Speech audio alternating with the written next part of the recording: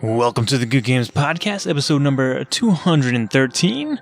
I'm your host, Alex Nunez, and this week I got the chance to talk to someone I've been following for a while in the fighting game scene, and that person is BornFree.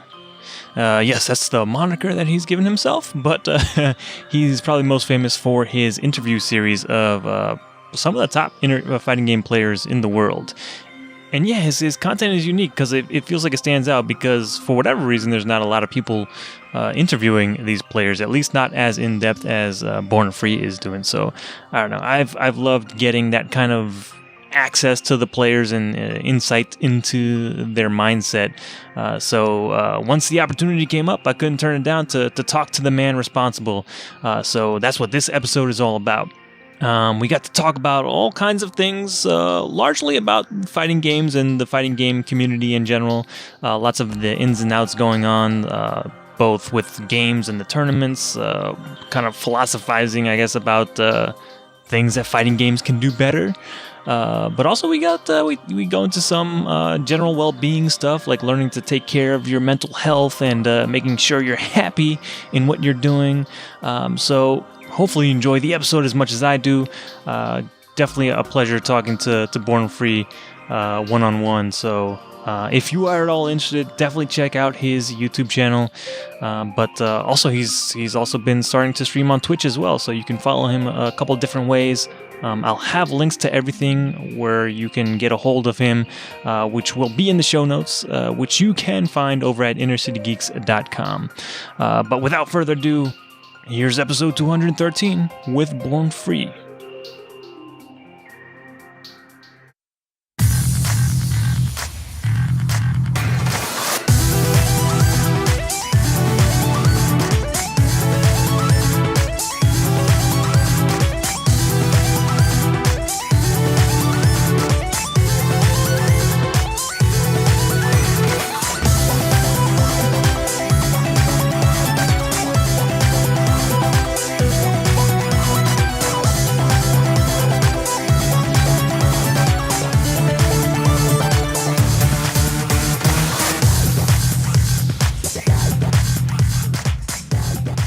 Welcome, BornFree. It's very exciting to have you on the show this week. How are you doing, man? I'm good. I'm sorry, I was actually late. Nobody knows this apart from you, but I'll admit it. I was late because my father is visiting from England, which is the first time he's visited me in New York since I've been here, which is like 12 years. So family time kind of ran over, and I apologize. No worries. I completely understand. Family takes precedence. There's no guilt that needs to be put out there. But yeah, I've been a fan of your work for a long time. You're probably most famous for doing a lot of the player interviews for the FGC and giving those guys highlights. So I've always enjoyed watching those and getting insights into the minds of the high level fighting game players. But I guess more importantly, I have a pressing question in that your name, BornFree, it feels very self-deprecating. Why? I guess I gotta ask why you went with that as your kind of like online brand / persona. It's funny because most people don't understand it, but it sounds like you do. Most people, it's hilarious. Like some people actually get offended by it because they think I'm sort of, I don't know, making some political statement. But I'm not. It just comes from the term being free in in fighting games, but now video games, I guess. Which, if people don't know what that means, it just means I beat you so easily. It cost me nothing. Like there was no effort on my part. You are free to me. So right. So it's a free win. Yeah. So it's a self-depreciating name. Like it's like saying, PR Balrog used to call himself PR Scrub, right? Before, oh yeah, okay, yeah. I'm not saying I'm PR Balrog's therefore, definitely not. But some of us have that type of sense of humor, and I'm English, and that's just how some of us roll, So, right, in America, a lot of people. It's really funny because when I first got here, especially in business, a lot of people didn't understand that kind of sense of humor. And I'll tell you a little story. Actually, I remember I was hired to run an account in advertising, basically, and I was meeting some of the big wigs or whatever, and there was one lady on my team who never really understood me, and Okay. and all my sense of humor, and she introduced me to the client, and the client totally got the joke, right? Right. And they said, well, can't wait to work with you. The brand is doing really well. And I said, well, it's all downhill it's all going to go downhill now. And, and I laughed, the client laughed, and she just looked at me blankly and went, well, that's not very good. Like anyone, like anyone would say that seriously, So, Right. so my name has always been like, I've always wanted to rep the people who just want to, be part of the fighting game community, but they're not the best, Right, and, yeah. They may try hard, but they might not have the time to put in that other people have. There are a bunch of reasons why a lot of people can't be in top 8 at Evo, right? And I always want to feel like I represent that player, that person who really enjoys everything about fighting games, enjoys playing fighting games, enjoys winning, I really do, enjoys learning, I really do. But am I going to be the best? It's unlikely, because I'm not focused on being the best. And nowadays, my focus is in talking to some of the best players in the world. Figuring out why they're the best. But still, I'm not. All of us have stuff we got to be doing, and not all of us can be focused on being the best player in the world. So it's a self-deprecating name, and the Born bit comes from back in the UK. The actual BornFree is it was a movie when I was a kid growing up about some people who looked after lions, and there was a song and all this stuff, and I grew up with it. And there's actually the BornFree Foundation, so I'm sure it's right, okay. I think sure, I saw that around the line. Yeah, maybe if I get bigger than this, I'm sure they'll come knocking on my door and tell me to change my name. But I mean, hey, they did it to the WWF. I mean, anything's possible. Exactly, but I'm not quite that big. But yeah, it's so it's just a combination of things, basically. Okay, so yeah, it seems like you're in a way you're kind of like the representative of the rest of the people, the little people in the FGC. You see, I hope so. I always want people to be welcome in the FGC, whatever that means, because community is quite broad. But interestingly enough, I always feel like I'm trying to make, let's take the interviews, for example. I always feel like I'm trying to make the interviews for the casual player. But funnily enough, it's a lot of very serious players who've seen my interviews. Because they're the ones who really want to know, all right, I want to see how this guy ticks. Not me, the person I'm interviewing, I want to see how this guy ticks. And I'm quite surprised when these players come up and say to me, I watched that interview, it was really great. And I'm like, you really? Because I feel like the questions I ask are for casual players, do you really? Right. But they love it. And it just goes to show how serious they are about getting good. They want to see and get a glimpse into the mind, the attitude, the thought processes of some of these guys. That's amazing. I never thought of that. I guess, but it makes sense because it's like, the fighting games are all about mind games anyway. And if you can kind of get your head around the mind of the person you're trying to beat, even in like an interview format, that's kind of, I don't know, it feels like it's the next level. Like I'm trying to get all the information possible about this player, about this person. Yeah, I guess. I mean, I guess so. It also, commentators do the same thing. Like my name started popping up when people would be commentating, and I'd hear my name because I'd have something on in the background. I'd hear like BornFree, and I'd be like, "What? What the hell is going on? What?" And it'd be like Sajam saying, "Oh, I found out this," because there'll be really interesting points in the interview. They're actually quite great to bring up during commentary, right? Yeah, because they just give the commentary more color. And so, Sajam, I did an interview with Sajam, and he really likes my work. I really like his work. And so we did an interview, and his interview is really good. But he definitely listens to as much as he can to get to know these players so that he has more context when he's talking about them. So it's not just frame data or style. It's like, hey, guess what? This guy trains, for example, Fenrich. This guy trains 8 to 9 hours a day combo practice. That's right. Yeah. Wild. And he loves karaoke. That's just funny. Like he's sure, yeah. I mean, it is for him because if you see the interview, he's at or if you've seen him, Fenrich is kind of a shy guy, you know. Yeah. Like he very very shy, and like I remember asking him. I was sitting there and I was like, so thinking. I remember thinking, I don't know what the answer to his question is going to be, but it's probably going to be something very dull, you know? And I remember saying to him, like, well, what do you do outside of video games? And he was like, I love karaoke. I was like, whoa, what? So that kind of blew me away. It's fun to have that extra context about people. Yeah, I definitely hear that. Yeah, I know SageM too. I think has said on his own streams, like he'll just talking to a bunch of the players, he likes to get, I guess, ideas of their just mindset and what they're thinking about when they're playing. It just helps the commentary as well, not just playing the game. Yeah, I totally agree. And so that will happen occasionally. I'll just hear it, and I'll have a stream on, and somebody will say BornFree, and it's really surreal to me because they're sort of like they're live in the action, and mine is sort of feels a little different. You know, it feels that, you know, I often take people away from the action and I sit them down in a room somewhere and grill them for half an kind hour. Of in your own corner, doing your own thing and separate from everybody else. Yeah, it is a bit. It can feel like that because I have to be away from everybody else. I have to take them out of that environment. I need their entire focus. Yeah. You know? So that's the way it is. I hear that.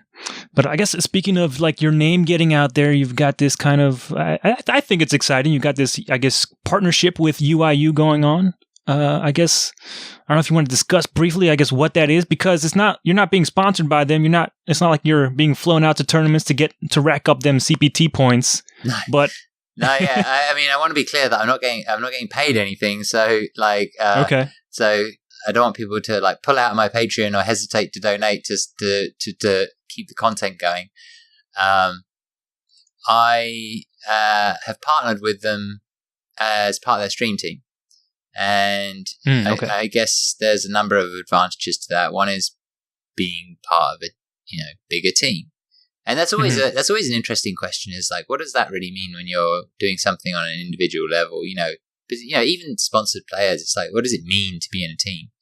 And UIU is really interesting. I met them when I first interviewed UU, and they were one of the most organized teams I've ever seen, but they're also one of the friendliest. And then I actually saw them sitting together at Combo Breaker, and they, from top down, so it's sort of run by Jinhee and Drew, and from top down, those guys, permeate this sort of family.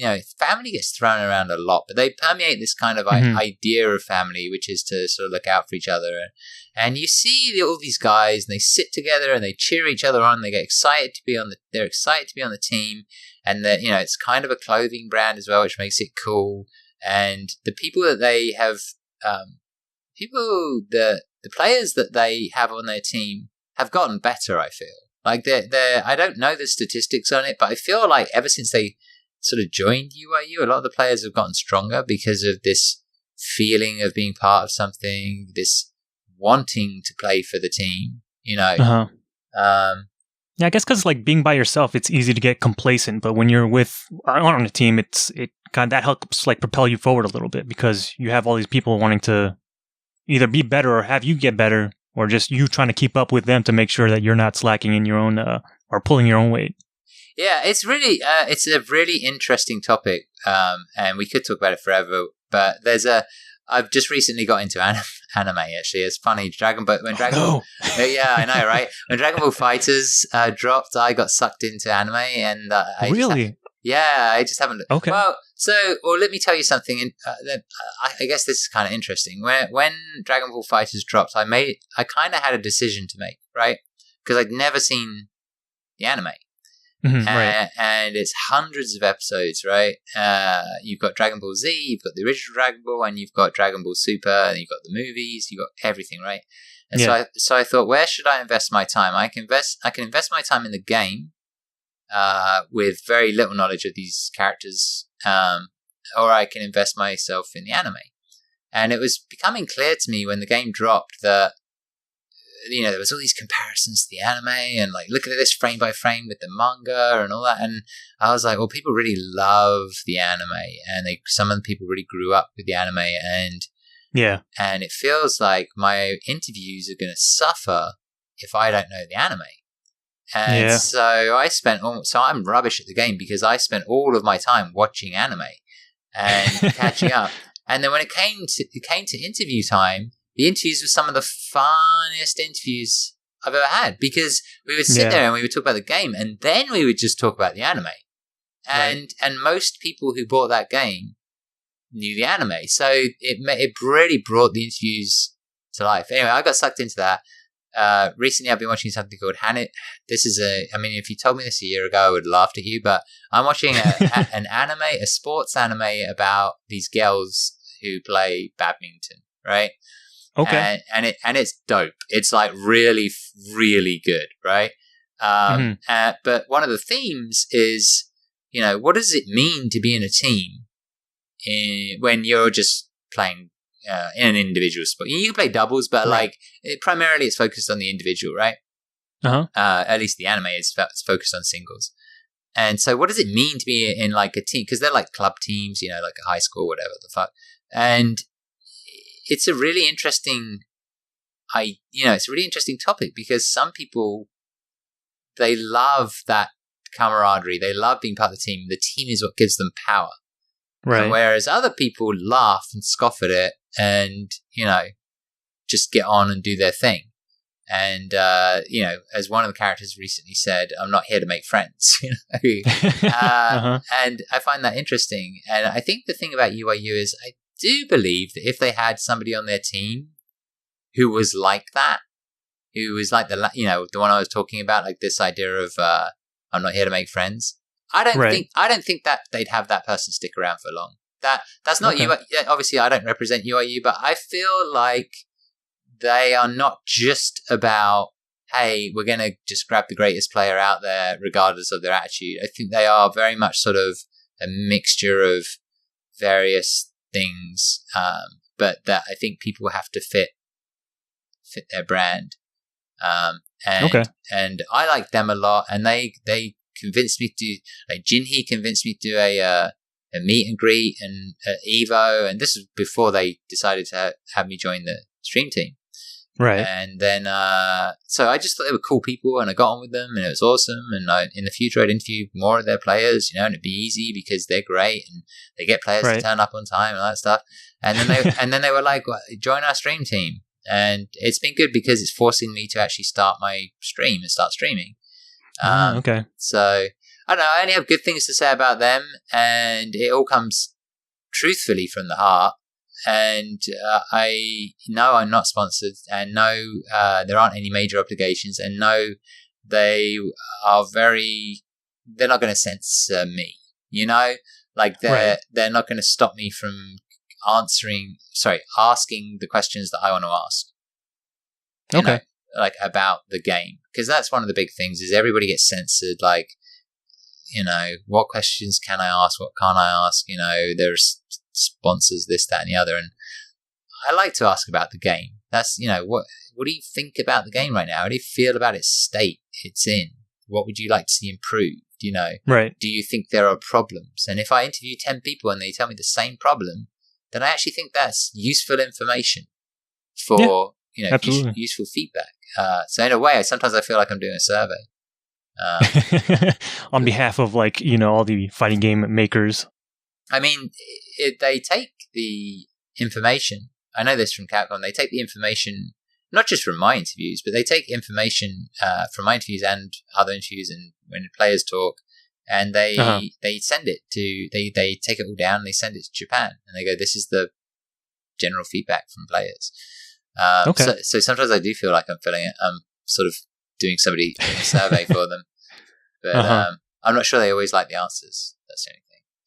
Well, I'm sure not, but hey, the truth hurts sometimes. What can you say? Yeah, it's an interesting time. I'm glad that Capcom has competition in the likes of Arxis and Bandai Namco. And who else is up there right now? I guess those are the two big ones, right? I believe so, yeah. Yeah, because they're not doing anything right now, but maybe when that Mortal Kombat finally drops, then that'll be another one. But it's good to have that sort of healthy competition out there, I think. Yeah. I'm glad that's happening. Yeah, that only helps make everybody better. But I guess talking about these fighting games, I don't know. I know Street Fighter V itself is kind of divisive amongst the community. Do you have any thoughts about the overall state of the game currently? I really like the last update. I think Sagat and G are really interesting as characters. Okay. I think the animations are great. I think the graphics are great. I think Sorry, I have a cat doing his thing. My cat's called Goki, by the way, and he's super annoying. Oh, nice. Whenever I'm on the, doing this, he wants attention. So yeah, I like their last update, and there was a UX update as well, which I thought was pretty cool. Which is to me a big deal. I'm actually going to talk about it a little bit on my next stream, I think. So I'll probably talk about it before this comes out, but essentially they made a user experience update, a quality of life update, which is when you have a fight with somebody, when the game finishes, there's a button that you can press, or an option which takes you straight to the training room with the two characters that were in your previous match. Right, yeah, I saw that. I was interested in that. Yeah, and it seems at first you're just like, oh, okay, but when you think about it, and everything the way that Capcom has been acting over the last 2 years, it's very interesting because nobody asked for it. It's a really, really good UX implementation, because if you want to get better as a player, that's what you want to do. You want to go from that match and go, okay, I couldn't deal with this. Let me go to the training room. You press one button, both your characters go straight to the training room. Fantastic, and that also means that somebody out there made that happen. So they didn't have to. They did. And I'm sure they fought for it too, to put it in the game. Right. Well, you obviously know how companies work. You have these fights that go on internally that you never see, right? Yeah, is it worth the time to do this? It seems like such a minuscule thing to do, but I'm kind of glad those little things are happening in the background. Yeah, I mean, you also have to wonder.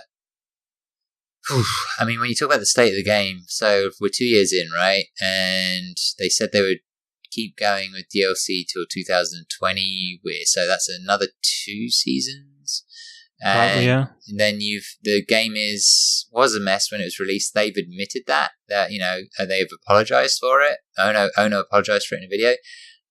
When Marvel failed, they put out I don't know if it was a press statement, but I think it was during a quarterly report, something like that. To shareholders, they said, "Look, it's clear that on fighting games, we have to up our quality control." So, those kind of changes, they don't happen overnight, but I think they happen for Sagat and for G and the UX implementation. So it makes you wonder, what's going on over in the fighting game division? Have they reshuffled? Because, in order to see when something's failing, something's wrong, right? So if you got a shoddy product, it's usually due to the fact that the team is not working. There's no leader. The timelines are too short. The budgets are too small. The enthusiasm's not there.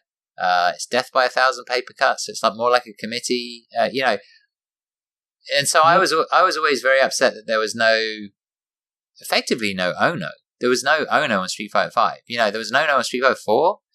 Yeah. But Street Fighter 5, he kind of went. He just turns up and signs things and disappears. And I love Ono. Introduced in the next trailer.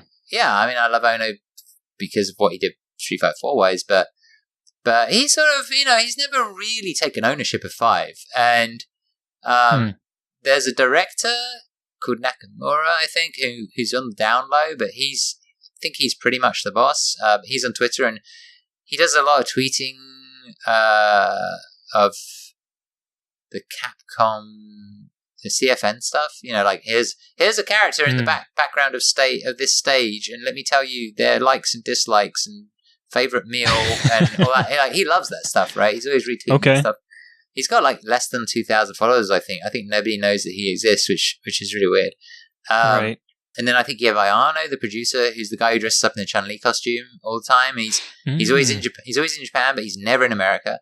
And as far as I can tell, you know, like, I don't know how much America and Japan. I don't know what that relationship's like, because it doesn't feel like it's great. I think the guys here are doing everything they can on the esports side of things, and they do a great job. I actually do think they do a great job on that, you know. But as for the game itself, the way that I've always put it out there, I love Street Fighter, and I want it to be amazing. Gameplay wise, that's subjective, right? Some people argue that it's more luck based. You know, it was designed to be more luck based. And a lot of people will say it's not as complex, you know, and that's fine. But you can still enjoy it. I enjoy it, but the full package is depressing. You know, like the loading screens. I have my I think we said we were going to talk about this. It's kind of funny. This is the way we're getting into it. Yeah. I had my little brother. I have my dad has remarried a few times. I have a very small brother who's like 8 years old, and but he's a very, very smart chap. He's very gifted. I was really intrigued to see what he would do in front of a fighting game, right? Okay. But lo and behold, he's sitting there and he's going, "We're still on the loading screens." And I'm like, yes. I'm like, yes. God damn it! Even this 8-year-old kid is annoyed at these loading screens, you know. So my whole thing is user experience. You know, like Apple made a business, billions of dollars out of user experience. You know, yeah, they did. And you know, so to think that it's not important is ridiculous. And the fact that this game has so many things that, you know, it's like you can't talk to each other, which is ridiculous. Some of the greatest players right now became great players because of who they met online. I expect Kami, who's, you know, he's pro player, right? He's UYU Kami. He is friends with Punk. He is friends with Smug. He met those guys. He met Smug online, like via chat, right? Okay. Via messages and via chat. And he was just like, how can I get better? And Smug gave him some feedback. And this was before Smug was called Smug. He was called something else, right? Right. So, you know, there are things that should be in the game that should make you better as a player that aren't in the game. And that irritates me. The fact that it's so hard, it's so laborious to get to replays irritates me, because that's something else which makes you way better. I just want to see my replay real quick so I can see where I went wrong. But you know how it is. You have to, in 5, you have to go and save it, and then you have to go. It's so weird. You have to like load up your own profile and go to the tab where your like last, you know, ranked or casual fight was or whatever, and look it up that way. Or so then you have battle settings where you can't, you know, pick a different character. Like, you know what makes me laugh? Well, it doesn't. It makes me cry. But when you're playing ranked, they have the button so you can play best out of 3, right? So you have the rematch button, right? Now, if ranked is supposed to be the best approximation of the CPT, which I assume that's what it should be, right? The CPT rules are that you can switch characters, or at least I believe the loser can switch characters. Right, yeah. When you lose. You can't do that because of battle settings. Like, none of it makes sense. I'm kind of ranting, and I've done this before, but none of it makes any sense. So if you ask me about the state of the game, my answer really is, if they aren't working on 6 now, then they're idiots, because they you know, Brian F told me, and I kind of agree with him, but he knows more about the actual gameplay himself. He said to me they have designed themselves into a corner. Like, they're not going to suddenly make changes to this game and it's going to be a different game. Right, yeah. So, you know, it was plagued from the beginning. I think people would have been more accepting of the gameplay if it had not just come out as a bare bones esports platform, if the load screens didn't take so long, if the user experience was good, if the user interface was intuitive, if you were able to get better as a player through quick things like that like the thing we were saying, that the user experience update they made. But even that, I think I kind of want to test it out myself. But like by itself, like standard Street Fighter V, you can't go into training mode with a character that you don't own. So I'm curious what happens when you try to go like load up the training after a match with a character that you don't own as DLC. Does it still load? Can you access it that way? That's another like wrinkle in that. Like, sure, it was a good thing ultimately that they put that in the game, but there's also like a side effect that maybe, hey, this is another problem that needs solving. Yeah, you might be right about that. I don't actually know the answer because I've always bought the season passes, but yeah. But I would say that they should be working on something, and because look, Marvel failed. Street Fighter is terrible launch and has never recovered. Yeah. Just from a monetary standpoint. Esports, they are trying to dominate, but now Arxis are on the scene. They're like, you know what? We're going to take it all. We're going to take the sales, and we're going to take the esports. Right. And so there should be some pride at Capcom where they go, all right, you know what, guys? If we can do it with Monster Hunter, if we can do it with Devil May Cry, if we can do it with Resident Evil, then we need to get back on it, and we need to get back on top with Street Fighter because they're losing it. And my guess is that they probably have 1 or 2 fighting games in the works, and this is just a total guess, but to me, CVS3 would make sense for both companies. Yeah, SNK is kind of making its own resurgence lately, so that kind of makes sense.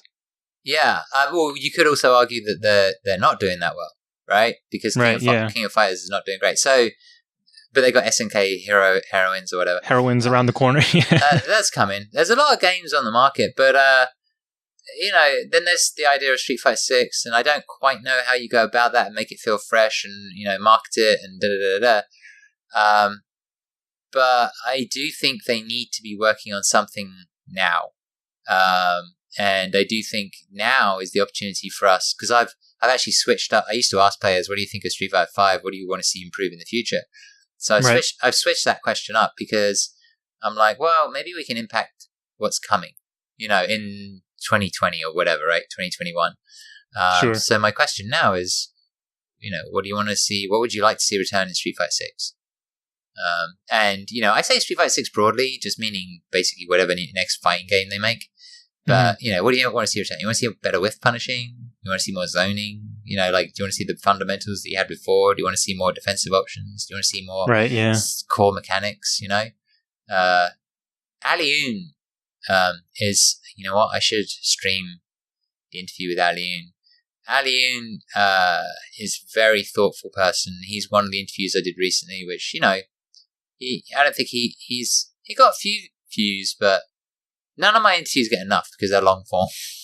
But yeah, it's hard for a lot of people, especially on YouTube, where it's like, I just want to get through this real quick.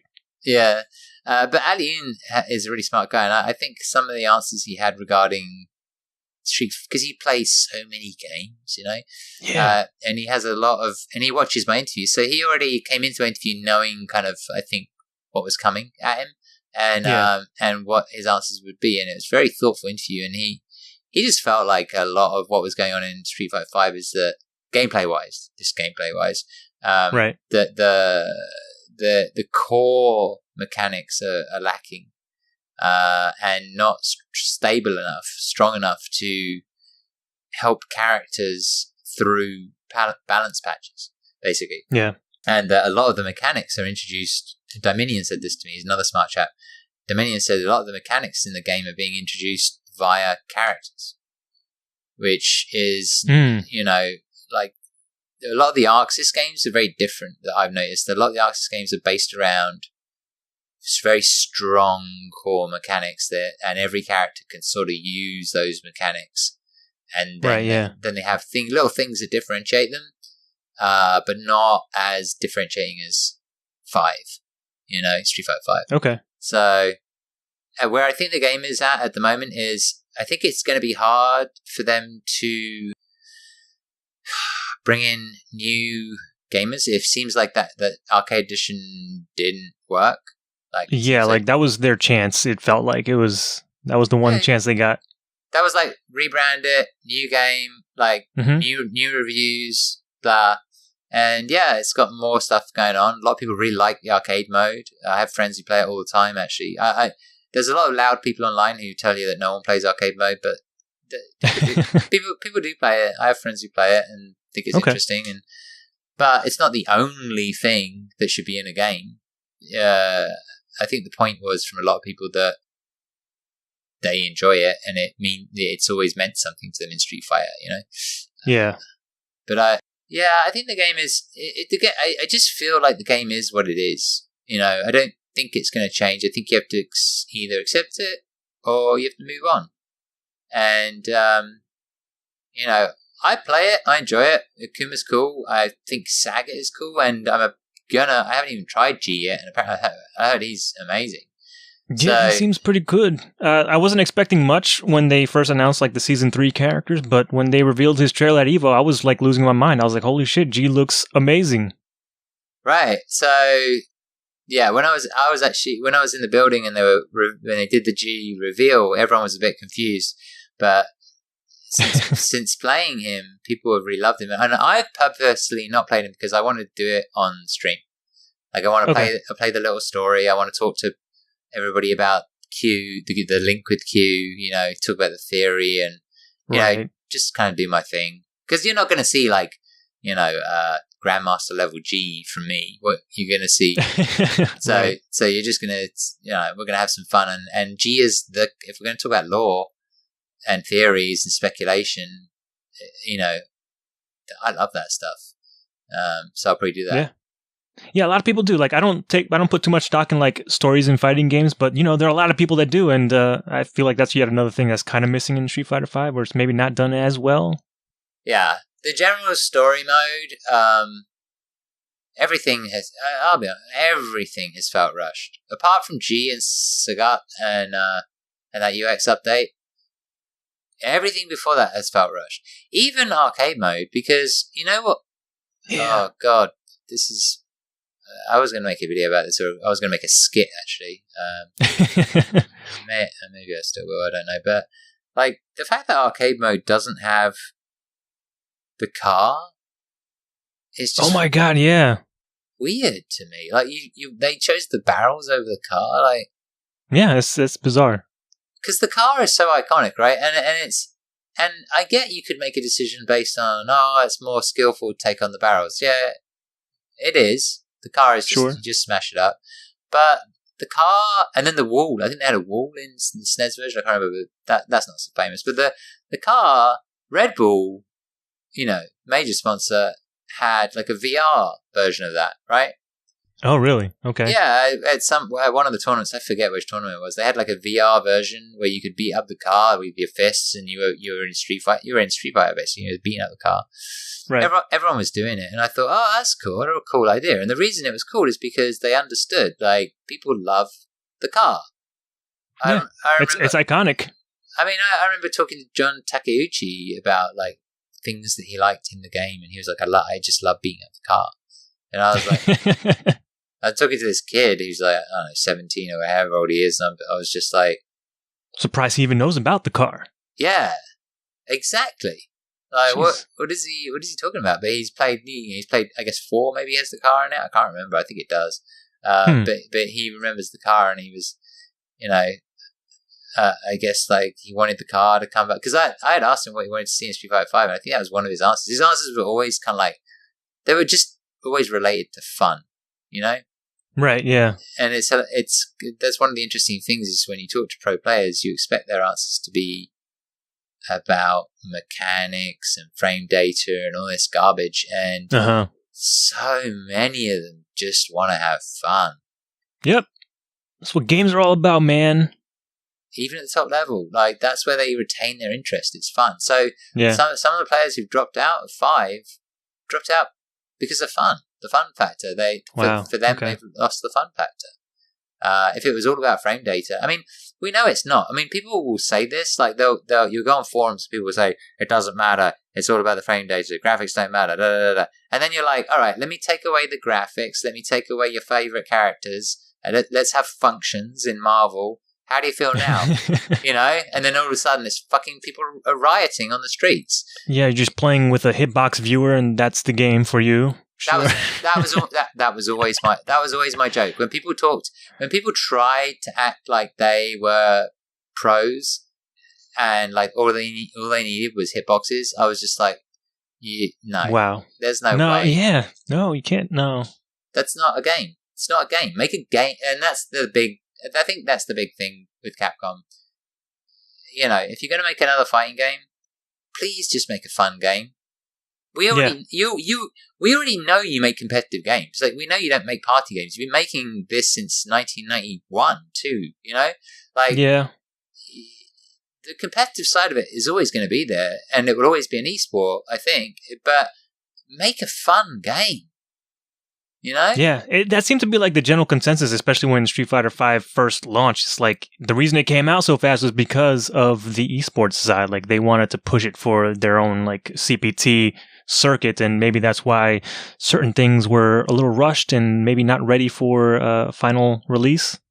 Yeah, I think they wanted to mix it up a bit as well, to be honest. I think they rushed it but I'll never know, because also PlayStation were involved, so you just don't know. But it looked rushed, and it looked like perhaps they wanted to mix things up a bit. Like, they wanted to take away some of the fundamentals so that the more dominant players, let's say, didn't continue to be dominant, Yeah. But I don't know for sure. You never know what goes on behind the scenes. But, like, ultimately, with a lot of these things, they often want it to be popular, in some of the biggest markets like America, and they want, maybe they wanted to mix things up a bit. Maybe they felt like not enough Americans were winning or whatever, because the Japanese became so dominant. So I don't know the answer, to be honest, but it did feel like the rush was, because Street Fighter 4 could easily have done another year. Easy. Yeah. Easy. Especially in esports, it was easy. You just needed to tone down Elena because she was broken. A bit boring. Yeah, a bit weird. Yeah. But yeah, 5. I don't know. We'll see what happens in the next 2 years. If they keep the releases at the standard of Sagat and G, then at least I think they will retain the interest of the people who are currently playing. Right. Yeah. And maybe bring a few people in, but I think that will offset itself. It'll be like a stream, with concurrent viewers. Like, people will drop out, people will come in. Yeah, and that will be the way it is. But I just wish it wasn't wrapped up in such a terrible way. It's just everything went backwards from a UX standpoint. Yeah, it is distressing, especially because we love the franchise, and it just sucks that there's so many things like at fault, so many little things that just kind of pile up on top of each other. I personally still enjoy the like actual base game, like fighting against other players in the game, but yes, there's just so many other things around the game that it just takes away a little bit from the experience. Well, I think we all have. I was talking about this the other day. I think we all now have our own way of dealing with the loading screens and stuff like that. So, you turn it on and you don't stick around. You turn it on, you go off and do something, right? And then you come back. Yeah. And that's how it works. And like, so we sort of figured it out. And base game wise, I love beating people up when I get the chance, or, most of the time I get beaten up, but I like playing as Akuma. I feel like Akuma is not as dry. I think some of the characters are pretty dry. I think Nikali, Cammy, these are quite dry, rinse and repeat characters. But I think Akuma is a little less. I think he has more options. I think he's more interesting. And I'm very interested. I'm actually really quite interested in learning Sagat, because I think this. What I find interesting about Sagat is that you really have to change your tactics quite drastically depending on where the character is on the screen. Yeah. It's because he's like fireball, and then if you come up close, it's like, all right, I got to figure out what my normals do. It's I think he's an interesting character. Like, once you're on top of Sagat, like when the character's on top of you and you're Sagat, it's like, well, how do I get this character off? I just think I'm gonna have some fun trying to understand him because I never understood him in 4 properly. You know, Oh, really? I always respected Sagat players, but I never, I was more of a pure Shoto, and he's a bit different. So. Yeah, I never really messed with Sagat in the past, but he does. I don't know. He seems a little strange in the game, but yeah, I don't know. It's still early days. We'll see and Bon-chan is still experimenting with the character. Let's see what he does with it. So that'll be nice to see. Yeah, that's a beautiful thing. Watching Bon-chan with Sagat is just glorious. I love it. I love it because you probably know this. My most famous interview is with Bon-chan, and oh, okay. In some ways, we've sort of been the interview was. If you don't know the interview was pretty big because it was in the first year of Street Fighter, and he basically had some pretty nasty things to say about the developers, and right, particularly whoever signed off on Balrog at the time.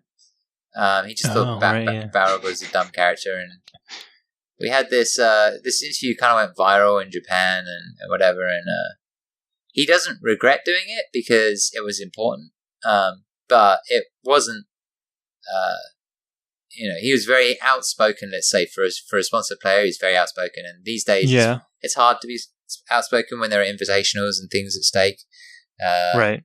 Licensing opportunities and so on. So me and Bon-chan, in a way, sort of go back a bit in the sense that we have that shared moment of controversy, and and we did a year. I think this year or last year. This year we did our anniversary interview where he was sort of behaving himself and saying nice things. But it's nice to see him. He's been waiting for Sagat for so long, and his initial reaction was, "It just feels great.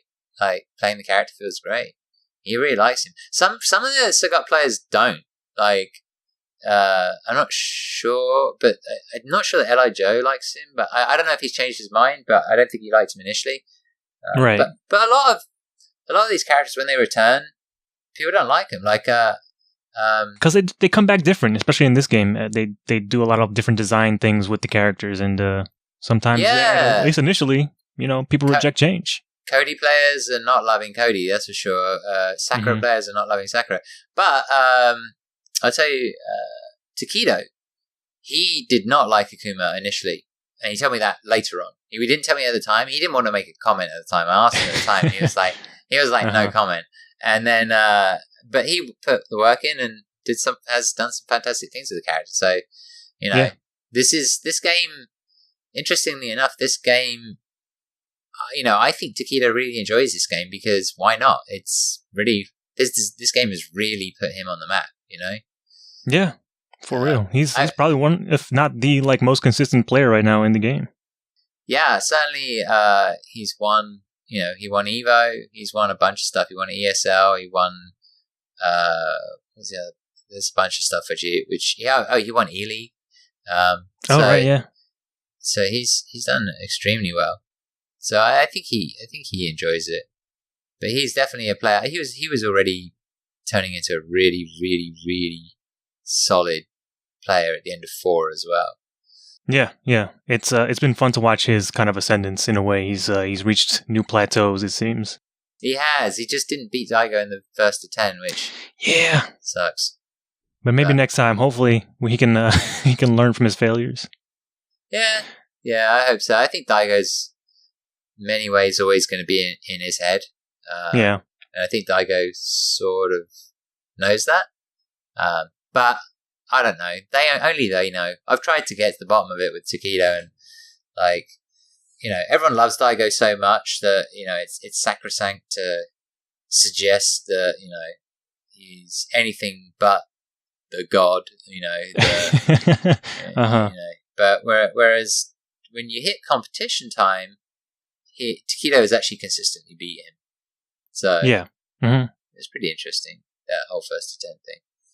Yeah, it's definitely fun to watch.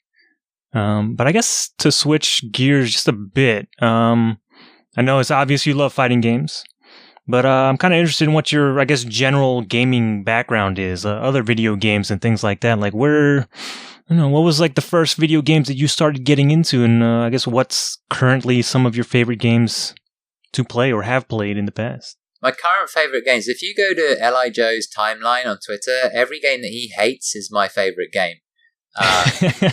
Yes, that boy certainly has opinions on hot takes on video games. Yeah, it kills me because some of my favorite games in the last few years, well, actually, we do have one which I think we both enjoy, which is Bloodborne. But okay. I love The Witcher. I love The Last of Us. I like games that have atmosphere. You know, I'm pretty chill. I like chilling, and I like chill games. I really do. I think we're at that point now where games, you know, you have a good offering of games, and they don't all have to be crazy hardcore, you know, Dark Souls. Like, yeah. Well, I don't know. It's funny you say that because you like to play games that are chill, but then you said Last of Us, and I'm like, man, I remember last time I played Last of Us, that was not a really chill experience for me. It was just so much like tension, and the atmosphere of that world just seems so dark and dour, and I was like, I couldn't finish that game just because of its atmosphere. I was like, I don't know if I want to do this. Wow. It wasn't a feel-good game, you know? Oh, wow. Okay. Maybe, it's interesting because, I've always, where do I go in which direction? Because I have so many things I want to say about that. It more relates to the rise of post-apocalyptic like movies and stuff. Right. Okay. I think that it's going to get a little philosophical, maybe, or something, or psychological. Hey, I'm good with that. Well, I've had this theory for a while now that because you know, Walking Dead became a big thing, and like, there's a lot of these movies where they're kind of post-apocalyptic, right? But they're never really that truthful about what life would be like. They're a little bit more enticing or seductive, like what was that one with Will Smith where he's literally the last person on the planet? Oh, I Am Legend, I think is the name of the movie. Yeah, I Am Legend, right? And then there's Book of Eli. There are these movies. I watch these movies and I don't know, there's some stuff about, particularly I Am Legend, like, I Am Legend, I'm an introvert, right? So, like, I get my energy from actually being away from people.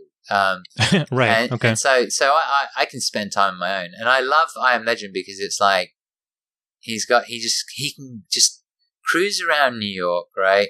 He can nosy on into people's houses, see how other people live. Like, right. Nothing's a secret to him. But I think the attraction of a lot of these movies is that it's a little bit like Fight Club in the sense that I think a lot of us have reached a stage, particularly working in offices and things like that, where we just feel like this is pointless, right? This doesn't feel like why I was supposed to be on this planet, you know? Right. Like, years and years ago, you'd have to sort of hunt for something, you'd have to protect something, you know, yep. You'd have to mate, you'd have to do all these different things, right? Which were important, you know, that was life. And now what's important? You know, some meeting with the client at 8 a.m. to talk some garbage, you know, like, and I think the what's fascinating about these post-apocalyptic movies and games and stuff is that all of a sudden you're back to surviving, you're back to doing important shit. I have to fight, I have to survive, I have to, you know, have a child, whatever, right? Like, I have to do the things that are important. Mm-hmm. And so there's that. But with The Last of Us, I never felt that it was dark to me. I've always felt like you remember that scene with the giraffes? I never got that far. It's so beautiful, man. And there's I always felt like, you know, the world was returning to nature, like everything was overgrown, and right, yeah, you could hear the nature, and Ellie and Joel would talk to each other, and that was sort of that ongoing banter between them. And I didn't feel the darkness. Like, if you want to see dark, go watch the movie The Road, or read the book, because that I can't watch again. That's a one watch movie. I'm like, nah, I cannot ever ever watch that again. Yeah, I think I heard the audiobook version of The Road, and yeah, it's dark for sure. So dark, man. So The Last of Us for me is fun, but it's not particularly hard. Like, it's not like I joke. Right. You know, when I joke about Joe hating the games that I don't. It's not really. He does hate the games that I like, but I think he really likes hard games. So Dark Souls is a really fucking hard game, and that's what he likes. But I don't care about that. I just want to enjoy something. You know, I want to take things in. Games nowadays, you know, we're not. You know, I remember Space Invaders. And I remember how hard Space Invaders was. You know, but like now we got like these crazy, just, you know, games are more than that. You know, so I like the stuff which is more about the environment and how it makes me feel. And, you know, some puzzle I like a bit of puzzle solving. I like a bit of sneaking around and not necessarily like full on attack all the time. You know, the games that I grew up with loving were the Zelda franchise, you know? Okay. I just love those types of games. But yeah, I've always been a video gamer. I started when I was young. My dad introduced me to it, and it's just never really stopped, apart from occasionally taking breaks, you know? Right, yeah. Yeah, it's hard too to keep up, because I like to, I don't know, I like to play all kinds of different games. I don't like to just sit in just one genre and just play all of that genre. I like to, like, especially like the indie games, they kind of do some crazy, wacky things in terms of like game design, or just doing all these crazy mashups of different genres, and they somehow work. Yeah. But yeah, it's just, true. I just love seeing the way people are thinking about just making games, and it's fascinating. It is. You know, what springs to mind. So what's interesting, another thing that's interesting when you look at particularly esports, right? And you go, you might look at something like FIFA, and you might look at something like John Madden, and you might go, well, why would I watch someone play that game when I can just go watch someone like professional football teams or right. you know, football or soccer teams, right? Either both, right? So that one, you know, is a bit confusing. But then somebody comes along and they invent a game with cars that are playing football in a big cage. Yep. And you're like, interesting, because that's not going to happen in real life. Nope. But at least not in our lifetimes, maybe. I don't know.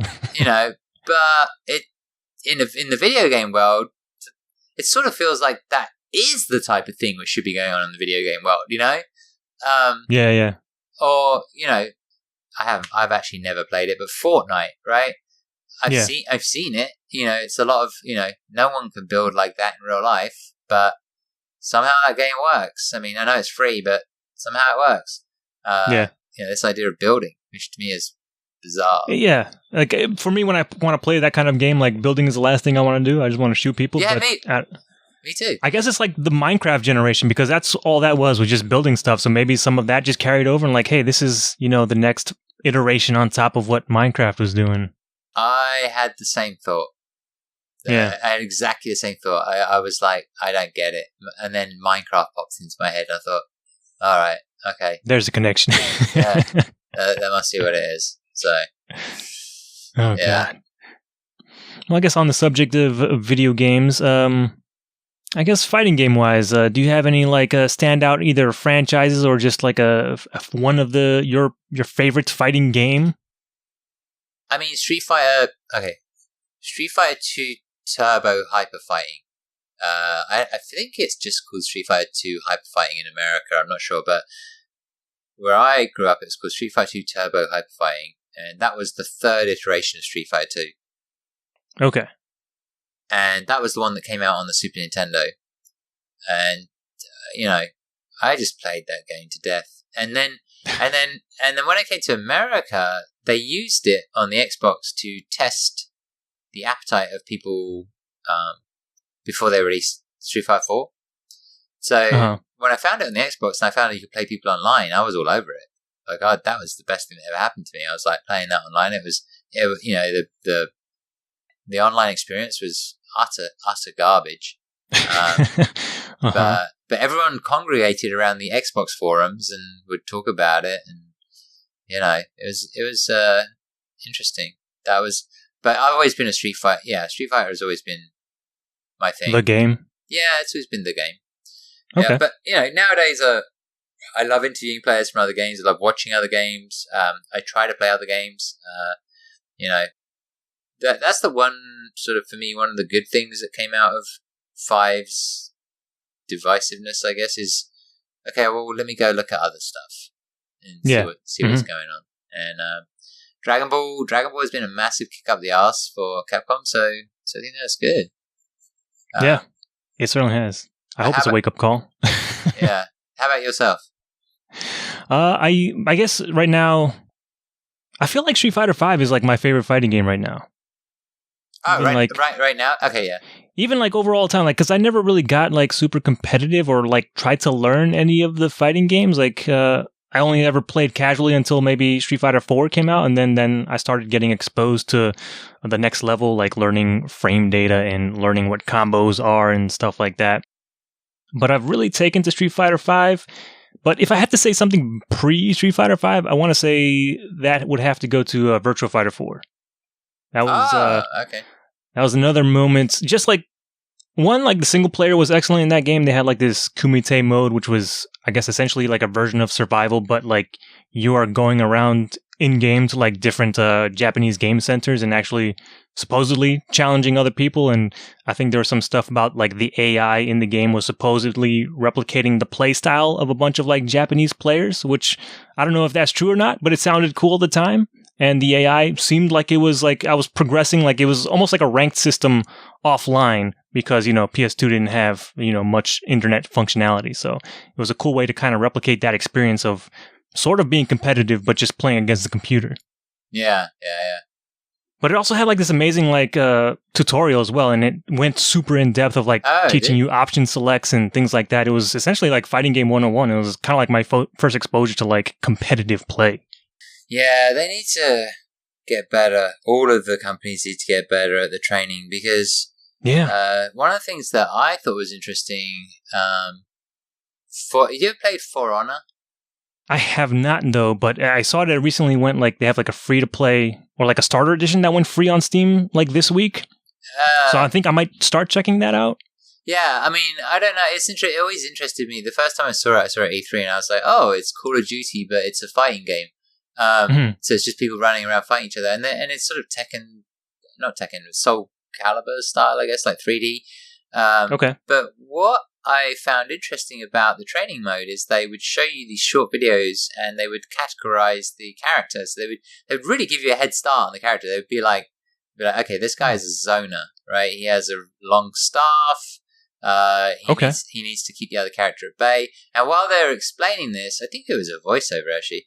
Or it might be writing in a voiceover, and there'd be a video demonstration of like the character doing his thing, and it was like, whoa, this is so simple, and yet no one's doing it apart from For Honor, right? I just thought that was really interesting to say because you don't have to end up using the character exactly as they say, but right. But ultimately, usually they've designed the character to be used a certain way. So, why not share that? Why not give people a head start on the character and show it via a video? There are so many influencers and great players out there who would make great tutorial videos who would gladly team up with, the Capcoms of this world or Arxis or whatever and make training modes. But everyone talks about Eunice. I've been. I really like the look of Eunice. I really want to get into Eunice, and everyone talks about Eunice. Oh, the training mode is great, but it's not. It's not. I mean, it is and it isn't. Like, yeah, it's in depth, but it's like reading a freaking book. Like, you go. Honestly, you go through the training mode in Eunice. It's like 4 hours later. You're like only 2/3 of the way through, and God. Yeah, I mean, so. Yes, it's in depth, but like the way the information is presented is you may as well just have a book. Like that's what it's like. You just read a bunch of stuff on screen, and then you kind of do it, or you do it, but it does feel laborious, and I do think that they could learn. I think For Honor has some interesting. I just thought I was rather impressed with how For Honor was doing it. Right. Yeah, I think that's like a a sentiment that I kind of feel like in general with fighting games is that a lot of them are just like, in a way, insular. They're just kind of doing what fighting games do without looking at the rest of the gaming space and seeing what they're doing to kind of onboard players and show them, like, I guess, different things that you can do with like your characters or just with the gameplay itself. Because when you mentioned the video thing, actually, I just started playing Monster Hunter World, and they do a similar thing where when you start the game, they have there's 14 different weapon types or something, and each weapon type is basically like you're playing a different fighting game character because they just have different combos and different abilities and things like that. So they also show you they have like a text description when you're hovering over each of the weapons, and there's like a little like picture-in-picture video that you can watch to see like basically how play with that particular weapon type looks like. Right. Well, there you go. That's Capcom. So, I mean, it would be nice if, I don't know, somebody popped up in my chat the other day and said he had heard that, he's a fairly reliable person. I don't know if this is true, but he said he had heard that whoever had been heading up or is heading up Monster Hunter, now that I guess their duties have decreased because the game is out, right? He had heard that person is now sort of heading up the fighting game division. That just comes. It's hearsay, basically. It's hearsay. But the person who wrote it, I personally feel like, okay, whatever he has to say, I'm going to take seriously. Okay. So it's possible. I mean, like when you look at the fact that Monster Hunter does have fighting and combos and things, it does make you wonder. Yeah, it definitely feels like there is some kind of lineage there for sure. I think everyone who works at Capcom is a fighting game fan. I think that ultimately that's how you end up there, probably. I would hope so.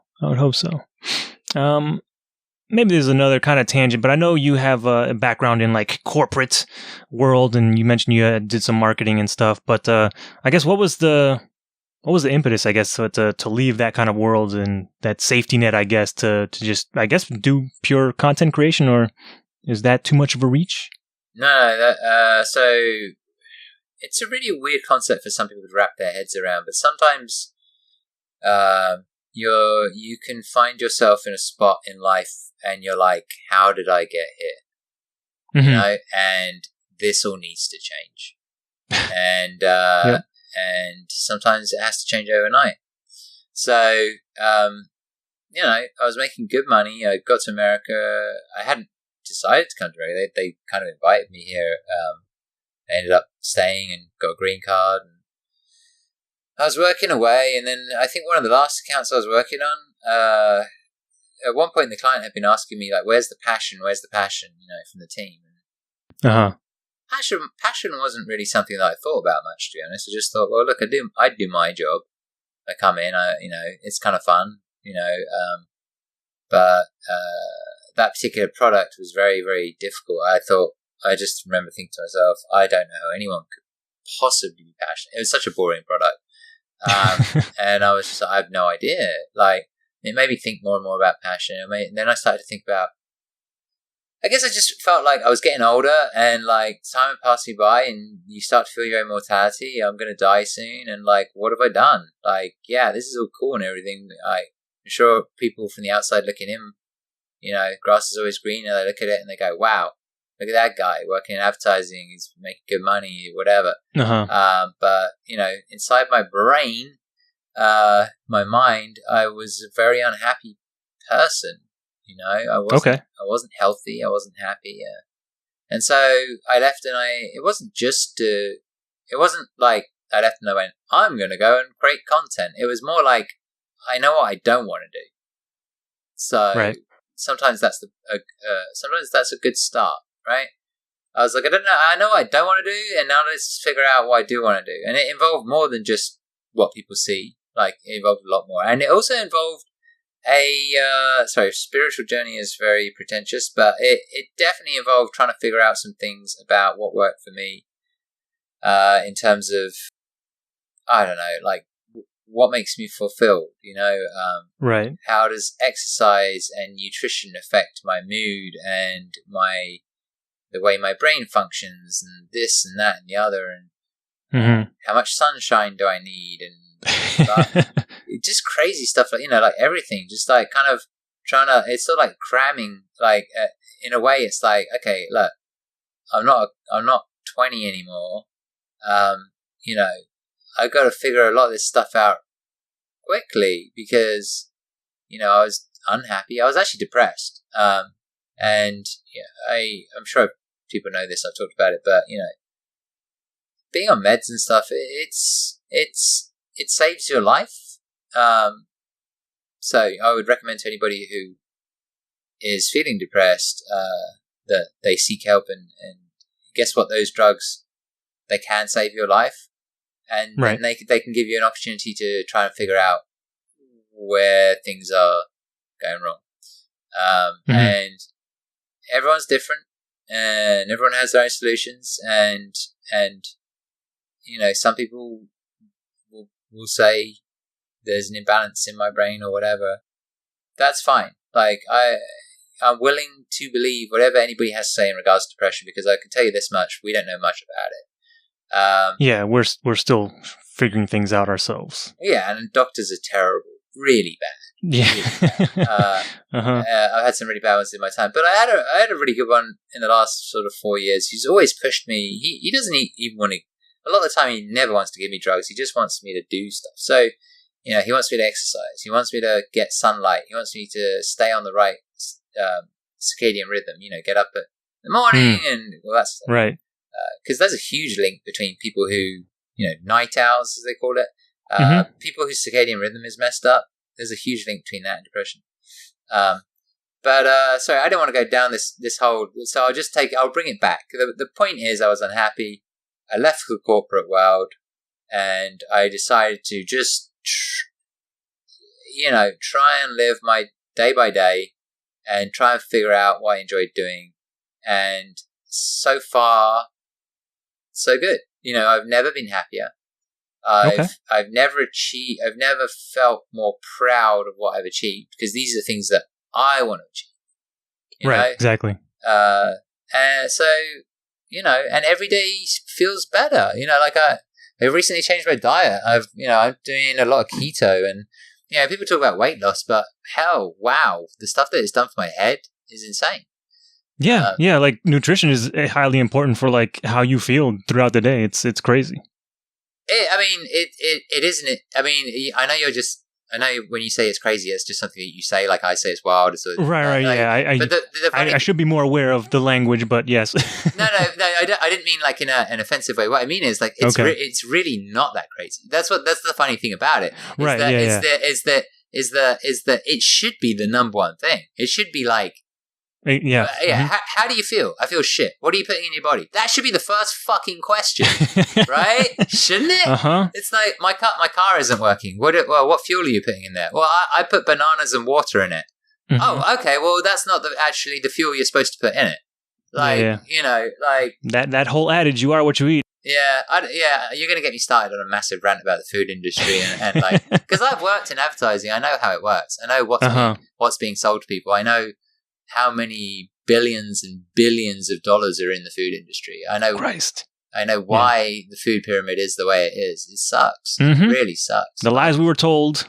But yeah, dude. Oh God, I could talk about it forever, but well, that's to stop you from going down that road. Yeah. Since you are were in marketing, are there any things that you've kind of taken from that world into what you do now, or are there like things that you see other people doing in, I don't know, just like video game space, fighting game makers, the way they kind of talk to their audiences that that you would maybe consider a faux pas, or just things that you would wish would change as well? Yeah, I mean, to the first part, what did I bring? I must have brought a lot, because I often sit here and go, well, what do I actually do? And how did I, why do people care? And so I must be doing something right in terms of marketing. But there are always better things to do. Certainly recently I've been thinking more and more about, we really, really live in such a clickbaity world. It's insane. Social media has, I think, made us worse than, I don't know, it does something bad to our brains. Oh, it's horrible. Social media is incredibly addictive. There's a whole nother conversation. That guy at Facebook who feels. Do you ever see that thing with that guy at Facebook who feels incredibly sad about the part he played?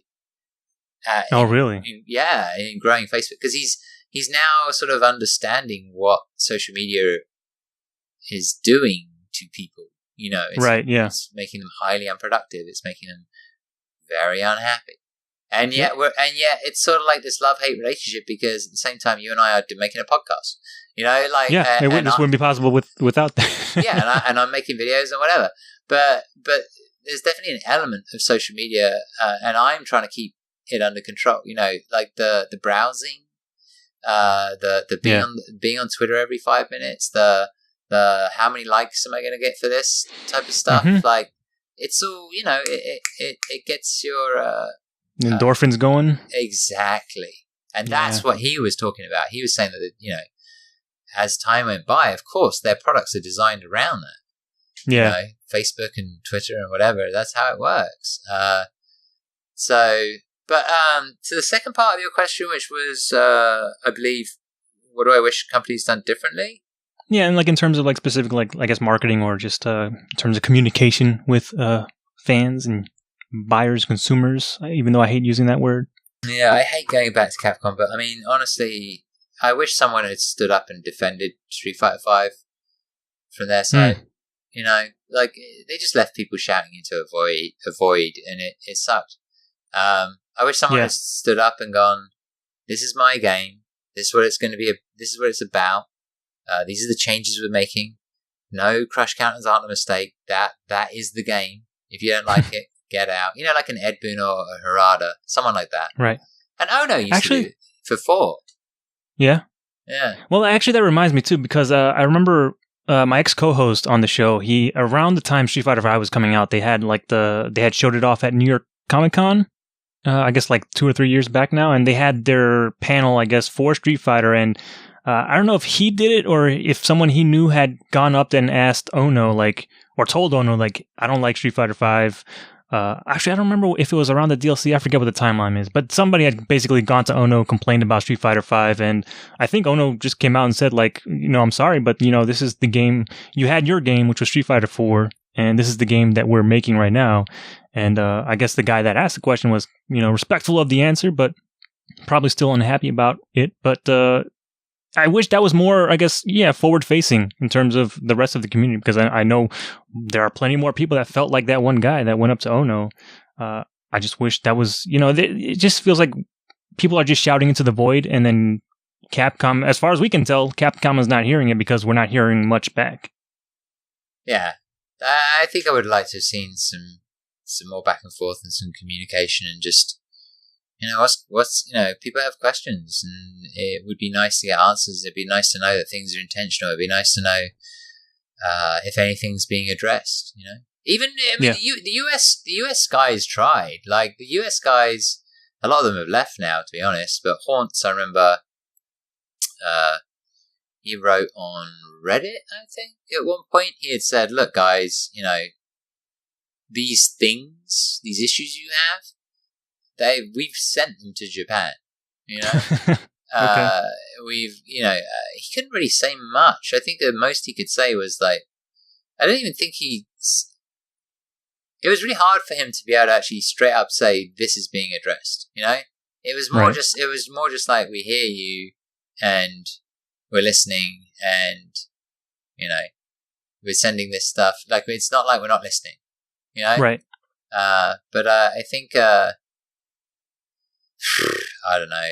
I don't know. We'll never know. That's the thing. Maybe we'll know. Maybe in 20 years' time, somebody will tell us what was going on in the background. Yeah, it'll make a nice tell-all book for sure. yeah, it'd be. But by that time, but I don't know if it's my perception. It feels like it seems to happen a lot with, especially the Japanese company and just Eastern companies in general. Just that communication is hard, obviously, but but it's funny when a game does well. The Japanese. So I'll give you an example. I've forgotten the guy's name, but he does some really good stuff, and he works for He did work for GameSpot. And when Resident Evil came out, he did a whole feature on it. He went out and he talked to the creators of Resident Evil, and they they just, it was like the doors were open and it was like, and this is why we made it this way and blah, blah, blah, blah, blah. And I remember watching it thinking, well, you hear all this stuff about like how a Japanese company won't talk to you. And then lo and behold, Capcom, the game's being received well. Right. And the doors are open and they're talking. So, if they can do it on Resident Evil, I don't see why they couldn't do it on Street Fighter. Yeah, maybe that's because it's they're doing a retrospective on the series and maybe not necessarily talking about the faults and complaints about the current game. I don't know if that's like a thing, a separation there. I don't know. I think it was just because the game was well received. Yeah. I think Street Fighter. I've said it a million times, and everybody knows it. I'm not alone on this, and certainly, like I said before, Ono actually apologized for the release of Street Fighter. It was released. I mean, it was released like it was an alpha. Yeah. Yeah. So, but I don't want to go on about that. But I do like interaction between fans and game companies, and I do like it I like it when they're clear. And I like it when they put their foot down. I like it when, I think two people that spring to mind are Harada and Ed Boon. They will put their foot down on people and just say, yeah, Harada's hilarious. Like he'll call people out on in no uncertain terms. Yeah, he'll just be like, "You're a fucking idiot," and I love that. I'm just like, good. Like at least I know what I'm signing up for, or deciding not to sign up for. Like. At least this guy's standing up for his game. Yeah, exactly. And I like that. I like if you got something, stand up for it. If you don't feel like it's worth standing up for, then there's a problem, and everyone can smell it. Yep. Because if you don't have passion for your game, how are you going to expect anyone else to have or feel that passion for that game? But I don't want to keep you too much longer. I do have just a few more questions for you. It feels like we're in almost like a second golden age for fighting games in general. It feels like there's just a new ones coming out every couple months. Do you feel like we're bursting at the seams with how many games are out there right now? And I don't know, is there going to be a bubble burst soon? Will we see another fighting game drought? It's interesting because I have thought about it a lot recently. Particularly, I actually asked Tom Cannon the same thing about saturation. Or oversaturation, because he struggles at Evo with so many games. Yeah, there's a lot of games, and there's a lot of tournaments. What's bizarre is there's not a lot of media coverage. Yeah, which I've been struggling with that a lot. You see, like in England, like Logan, he's not shy on Twitter, Logan Sama. Talking about like, well, why aren't people all over Problem X for winning Evo? What's going on? Where are the interviews? Yeah. And he does have a point. Like, there's a bigger point there, which is sort of, I just feel like there's a lot of tournaments, right, and a lot of games, and then there's people. I mean, obviously, the game developers feel like it's worth making those games. Obviously, the people who run the tournaments feel like it's worth running the tournaments. Obviously, the sponsors who are getting involved with those tournaments feel like it's worth getting involved. But where's the media at? Yeah. Why is it people like me who, spending my own money to go talk to people, Yeah. Yeah, most of the sites that like Kotaku had their compete vertical, which is all about esports, but it seems like they're just basically writing stories from home after like watching the stream like everybody else. There's that, and I mean, maybe it's also the fact that media is changing so much. Maybe media is drama and clickbait, and my cousin, who's a much smarter person than I am, said to me a couple of years back. He said the problem with clickbait is it works. Yep, and he's right. And that's the world we operate in, and I often think to myself, well, a lot of my people who follow me are like, Mark, you need to make everything more clickbaity. Not in a bad way, not in a bait and switch way, but in a sort of sort of I'm going to get your attention kind of way. I'm going to intrigue you. I'm going to make you click, you know. And a lot of the things that people watch, they don't want to watch anything more than 2 minutes long, you know, or a minute long, and they don't want an ad before it. They just want to get in and out. They want to see their feed on Twitter. They want to see their feed on, let's say, Tumblr. They want to see little memes and, you know, GIFs and that sort of thing, or just a picture, or, you know. Right. Everything's so bite-sized now. So maybe that's the thing. Maybe it's like, all right, that was the tournament, but no one's interested in interviews. I know my people who follow me are interested in interviews, but that's still not a huge following. Like, yeah. And so I think for the media, it's just difficult. Maybe people just don't have the time after they've watched the tournaments and stuff. I don't know. But the point is, as far as oversaturation goes, I do find it hard to keep up with the tournaments. Like some weekends, there'll be like, I think it was like last weekend or something. Or maybe the weekend before. The weekend after Evo, there was a bunch of tournaments everywhere. And I don't think that any of them were that important. But at the same time, you sort of feel like you want to keep up with them. You want to know who's playing who's winning what, you know. And there was like, I want to say 5 players on my timeline saying they'd won a tournament, you know. It was like, I've won body count, what's it called? Body count fighting? I won body count fighting. I've won this in, there was like 5 of them. It was like Knuckledoo and 4 other people had all won something somewhere across the country. Crazy. And I just remember thinking, wow, that's just in America, you know. And then, you know, there was definitely a time when I wanted more tournaments. There was a time, and then I remember there was one weekend specifically where it was like there was a big tournament in Europe, a big tournament in America, and a big tournament in Asia. And I remember thinking, okay, I can start Friday night with the tournament. No, I can start Friday night by watching, you know, the tournament in America, the Friday night stuff, the team stuff, whatever they're doing. Then I can switch over to the European stuff that's 5 or 6 hours ahead, right? Mm-hmm.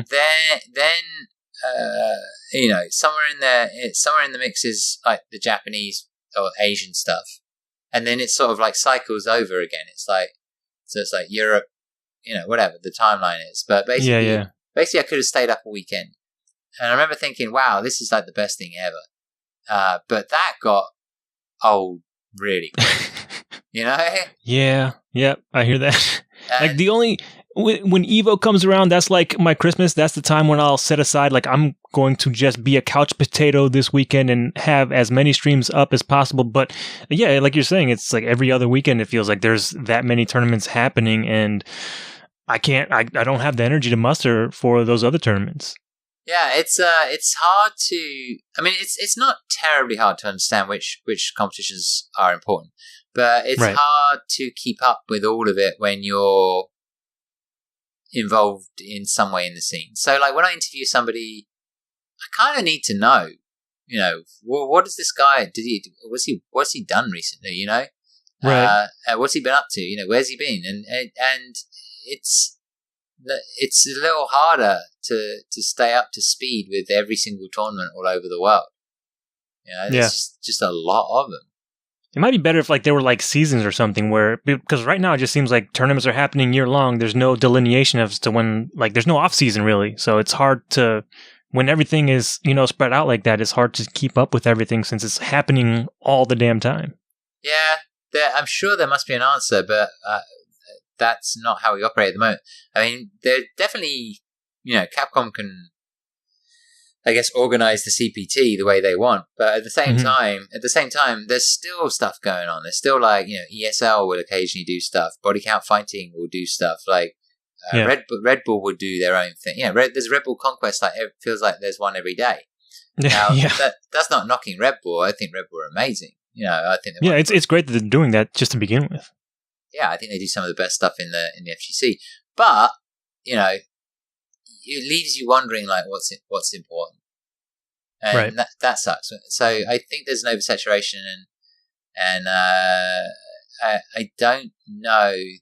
It might be able to sustain itself. I don't know. I guess we'll see. But I love seeing all the new games. I love that. It's just a shame. Okay. It's just a shame you can't play them all. Yeah. None of us can play them all to like a reasonable level, let alone a good level. Yeah, there's so many other games that I haven't bought and I would like to get good at. Like I got like Injustice 2 and KOF sitting on my hard drive somewhere, but it's just I'd never have the time to invest to like sit down and learn the systems of the games. It's just feels sad. Me too. I got them all piled up. Like I look at them and I'm just like, oh god, I should be playing just keep these, coming. But I'm not. Yeah. Well, I guess sort of one last question. Do you have any of your own like favorite or go-to like content creators out there on the internet? People that you like looking at their stuff, be it within the FGC or even outside of it. Got loads in the FGC. Gerald of Core Gaming, Ernesto Lopez comedy. Ernesto Lopez comedy is doing really well right now. If you like your sort of drama, TMZ drama. Okay. Core Gaming is more sort of analysis videos, which are pretty fun. Right. Really his videos are excellent. Very thoughtful. Vesper Arcade is somebody who's been there since the beginning and deserves way more followers. I mean, he has 100,000 subscribers, but he deserves more. Yeah, it feels like he's already everywhere. It's crazy. Oh, he does? Okay, good. He'll be glad to hear that. At least on my feed. I don't watch a lot of the Vesper Arcade videos, but like it's always on my recommended list. Oh, good. I think he'd be happy to hear that. He jokes that I'm more Hollywood than him, and I have like 1,500 followers, and he has like 100,000. It's like he's such a good guy. Like he actually put my PC together. Like he didn't physically put it together, but he basically I was clueless, and I was just like, look, I think I should get a PC and do streaming, blah blah blah blah blah. And he was like, all right, I'm gonna go through everything and tell you what to buy, and here's your give me the budget. So okay, that's cool. Yeah, and then I guess outside of the FGC, just real quick, I should say there's an obscure anime YouTube channel called Nearly on Red, and there's a guy on it called Theta, which is TH and 8TA, and he has like 3,500 subscribers, but he does long form, deep analysis on anime, and it's absolutely fascinating, and I think it's probably my favorite channel right now. It's the one channel where I am like, when I see a video pop up, I'm just so excited, and it's helped me realize, like, sometimes people have said in the past to me, oh, I love what you do, and I get excited when I see one of your videos, and I'm like, yeah, whatever, that doesn't make any sense at all. But to find somebody like Theta, to find his channel blew me away, and really made me realize how much love you can have for someone's work, Right. So I'll always promote his channel. I've been promoting his channel forever. Not that it makes any difference. No one listens to me. Certainly as far as anime goes, but I think his channel is really wonderful. That's awesome. Well, hopefully somebody out there is also interested in that, and we'll check that out. But yeah. Yeah, I'm sort of adding one person. Like, for my part, I'm adding one person at a time to his subscriber base. I feel like okay. I'll get a message every little bit helps. Yeah, every little helps. Exactly. Well, I guess before we wrap up, I'm going to let you kind of like plug your stuff and everything, but to pull a play from your playbook, is there anything that you wanted to say, or do you want me to ask you that I didn't? No, not really. I think that was a very interesting chat. I think we covered UYU, which was nice. I think they're a cool team, and I'm glad that I'm sort of associated with them. Yeah, I thought that was a good thorough chat. I enjoyed it. Excellent. Well, I appreciate you coming on, accepting my invitation from seemingly out the blue. Oh, but, no, thank you for thinking of me. It's nice to have people want to talk to me. I kind of like regret it because technically we didn't meet, but we did shake hands. It was at East Coast Throwdown last year. I think I had exited the building after like Street Fighter Top 8, and I saw you talking with somebody. I was like, oh my God, it's BornFree. And I just kind of said your name out loud, and I thought that was going to be the end of it. But you stuck out your hand, and I shook your hand, and we went our ways. And I was like, man, that guy's a cool guy. I got to bring him on the podcast someday. Well, I'm glad that I was polite. I always even for like how random that was, I appreciate the sentiment. Well, I kind of gotten a bit used to it now. And I try to be as polite as I can. There was a really weird and awkward moment recently, which I didn't quite know how to handle. But I was actually at the UIU booth on an official meet and greet, right? Which meant that people were sort of like lined up to talk to me. And somebody walked past and just bust in thinking that, I was just hanging out talking. And so it was so awkward because I had to kind of tell them to go, like I'm, oh God, it was so embarrassing. It was like, it's like, it was like, there's a system right now. Right. There's a system in place, and it's so weird it was the first meet and greet I'd ever done. And I was just like kind of policing it myself in a way, and so like, it's unfair on all the people, like, somebody's behind this guy who wants to talk to me. They're like following the rules. And you're busting in, but you don't know you're busting in because you just think I'm hanging out.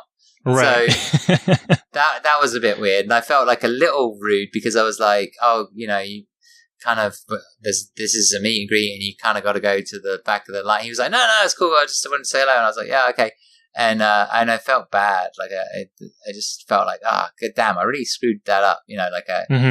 Didn't know how to handle that situation because I never want to feel like, I like to keep my ego in check and I never want to feel Hollywood or anything like that. I just want to do what I want to do. But at the same time, there's a reality which has come along, which is sort of like people do want to say hello and I want to say thank you. Like I want to meet these people and say thank you. So there's sort of that reality and so yeah, but I'm glad I shook your hand. I'll probably be at East Coast Throwdown again this year. So okay, cool. So, I'll try and see if I can make it. Hopefully, my schedule allows it.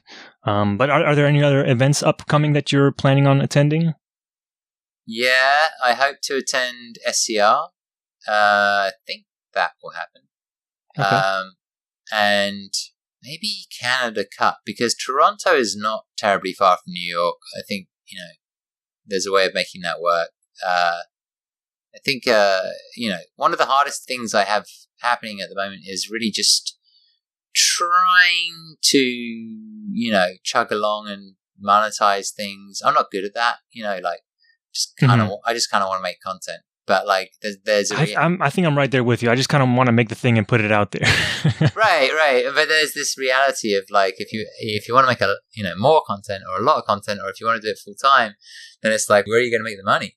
Right. So that's a reality which sucks, but it is what it is. And so I don't think I can go to as many tournaments as I'd like, but who knows? I've got this thing going with UIU, and maybe there's an opportunity. Maybe they can help me. I don't know, but excellent. I would say SCR, Canada Cup, and I forgot there was another one in there somewhere. But I'll probably try as hard as I can to get to Capcom Cup at the end of the year. Okay. Well, I look forward to that. I guess you want to give a shout out to, real quick, I guess, where people can find you on the internet and support you? Sure. I think everything kind of gets funneled through my Twitter. So probably the easiest thing is, and most people remember it, it's very easy to remember, that's BornFree Tweets. So all of my names are very original. I have BornFree Twitch. If you want to follow me on there, I have BornFree Tweets for Twitter, and then BornFree YT is YouTube. So yeah, those are the places that I can be found. But I'm going to be doing a lot more streaming for sure. Getting into my groove on that one. It's going to take a little while, but I think I was born to stream because I sure as hell can talk. That that's something I can do. So. I think I'm going to do more of that. And plus, I get to play the games I want to play. I get to play The Witcher all over again, and stuff like that. Right. The only thing you got to worry about are backseat gamers in chat. That's probably the one downside. Yeah, maybe, but yeah, I guess we'll see. I don't really, luckily my name is BornFree, so I can just tell them to go check the name. Right. Like I at no point have I claimed to be great, and if you don't want to stick around and have fun, or hang out, then don't. No, right. I mean, obviously I'm not looking forward to spoilers, but yeah, if people are into that, then I'll ban them from the chat. So hopefully you can get some good mods as well that can police that for you. Well, we'll see how popular I am. I think I have to start with the auto mods, but the bots or whatever. But if I ever get to a decent size, then sure, it'd be great to have a mod or two. But certainly already, I think I have people who would be willing to kind of participate. But again, I think you have to be very trusting of those people because, I don't know what it is about mods. People who are attracted to being mods, but they always just end up being completely corrupt, Right. They just want some aspect of power, and once they get their hands in it, it just goes all out. I don't know. Does some people. Isn't it weird? It's just so weird. Yeah, it's a small, insignificant thing too, but I don't know. It gets to people's head, I guess. I have a friend who, I shouldn't say, but I have a friend who is, from what I can tell, went a bit nuts in terms of banning people. On something sort of fairly unrelated to the FGC, but I believe it. I just found out recently that I'm permabanned from Flo's Twitch chat for some reason. I have no idea why. Really? Yeah. I was like, what? Being banned from something really sucks. I found out that somebody had blocked me on Twitter. I'd never even met that person or spoken to them. And that was interesting. But I found that out because something was on Reddit and I tried to get to it and I was like, oh, this is weird. But I also found out a whole bunch of other people are blocked from that person too. So I think that's how they deal with Twitter. Yeah, I heard some people share lists out of just Twitter users for whatever reason that fall under a specific category, and they're like, you know what, I'm gonna block everybody on this list.